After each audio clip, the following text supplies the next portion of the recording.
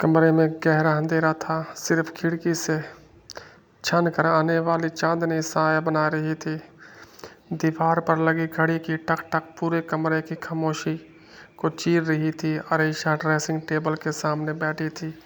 इसके चेहरे पर खौफनाक खामोशी थी। कोरी रंगत, बड़ी झील सी आंखें जो इस वक्त अजीब सी सर्द मेहरी से शीशे में देख रही थी। इसकी खूबसूरती पर एक तारीक साया छा चुका था। इसके पीछे कुछ फासले पर ज़ैद खड़ा था, गंधमी सांवली रंगत और चेहरे पर गहरी तशवीश। इसकी आंखों में वो तड़प थी जो सिर्फ सच्चे प्यार करने वालों के हिस्से में आती है। अरीशा, तुमने अपना सामान क्यों पैक किया है? ज़ैद की आवाज़ में एक लर्जिश थी, वो सस्पेंस और खौफ जो किसी बर्बादी से पहले महसूस होता है। 5 साल में आज तक ऐसा नहीं हुआ। आखिर क्या बदल गया है?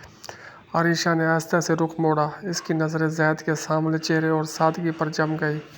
वही सादगी जिस पर वो कभी कुर्बान जाती थी, आज इस बेवक्त लग रही थी।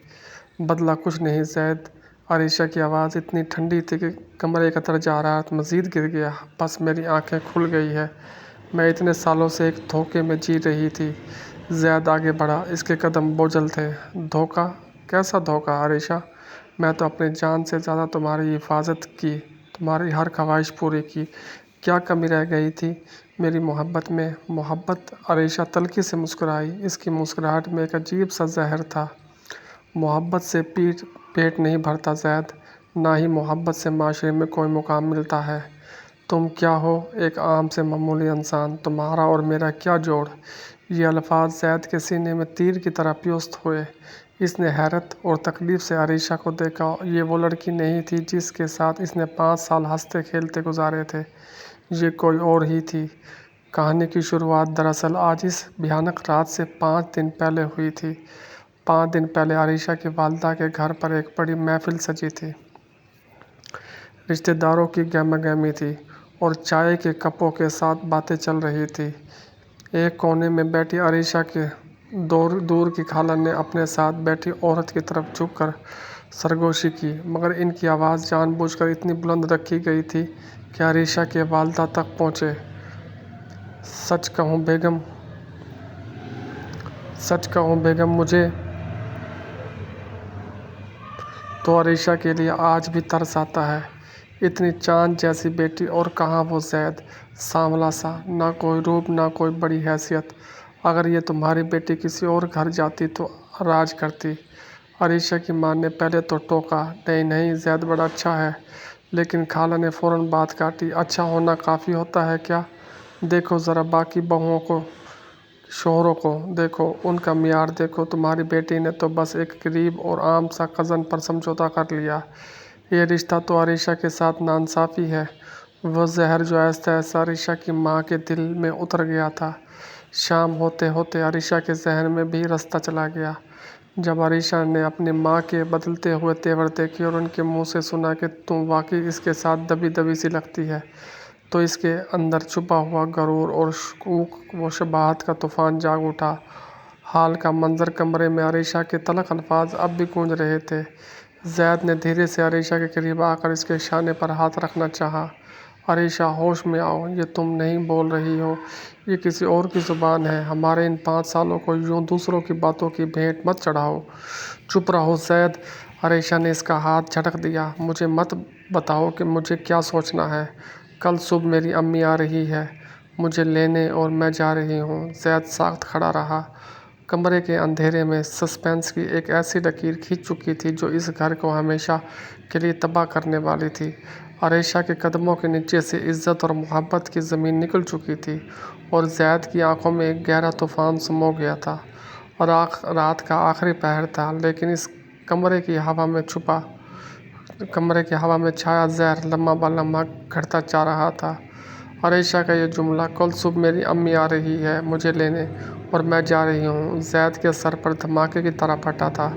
ज़ैद ने चंद नमे, गहरे और खामोश नज़रों से अरीशा को देखा। इसके सांवले चेहरे पर पहली तकलीफ़ अब एक जमी हुई पत्थर की तरह सख्त हो चुकी थी।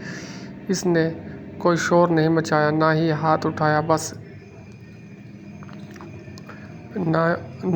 उठाया, बस इसकी खामोशी में एक ऐसा सस्पेंस था जो अरीशा को अंदर तक हिला गया। अगर तुम्हारा फैसला यही है अरीशा, ज़ैद की आवाज़ गैर मामूली हद तक धीमी लेकिन भारी थी, तो फिर मुझे तुम्हें रोकने का कोई हक नहीं।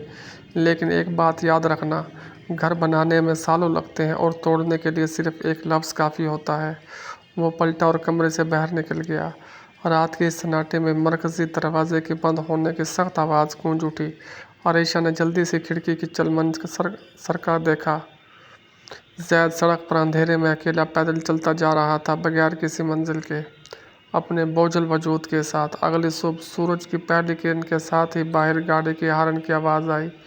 अरीशा की वालदा शाइस्ता बेगम गाड़ी से उतरी और सीधी घर के अंदर दाखिल हुई। इनके चेहरे पर हमदर्दी का मसनूई नकाब था, लेकिन आंखों में एक अजीब सी जिद और गुरूर था। अरीशा, सामान पैक हो गया? शाइस्ता बेगम ने अंदर आते ही पूछा, जैसे वो किसी कैद खाने से अपनी बेटी को छुड़ाने आई हो। जी अम्मी, सब तैयार है, अरीशा ने निचला होंठ चबाते हुए कहा। इसके दिल के किसी कोने में अब भी एक हल्की सी तड़प थी कि काश ज़ैद इसे रोक ले, लेकिन ज़ैद तो रात का गया अब तक वापस नहीं लौटा था। बहुत अच्छा किया। शाइस्ता बेगम ने अरीशा का हाथ थामा। मैंने तुझे इसलिए पाल पोस कर इतना बड़ा और खूबसूरत नहीं बनाया था कि तू एक सांवले मामूली इंसान की गुलामी करती रहे।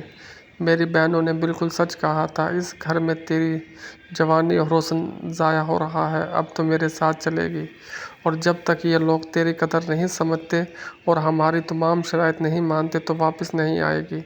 अरीशा ने एक आखिरी बार अपने इस खूबसूरत घर को देखा, जहाँ इसने 5 साल हंसते खेलते गुजारे थे। वो किचन जहाँ वो एक ज़ैद मिलकर चाय बनाते थे, वो सोफ़ा जहाँ बैठकर दोनों रातों को बातें करते थे। लेकिन शाइस्ता बेगम ने इसका हाथ ज़ोर से खींचा और इसे गाड़ी में बैठा दिया। जब ज़ैद घर वापस लौटा तो पूरा घर वीरान और खामोश था। डाइनिंग टेबल पर अरीशा की शादी की अंगूठी और घर की चाबियाँ रखी हुई थी।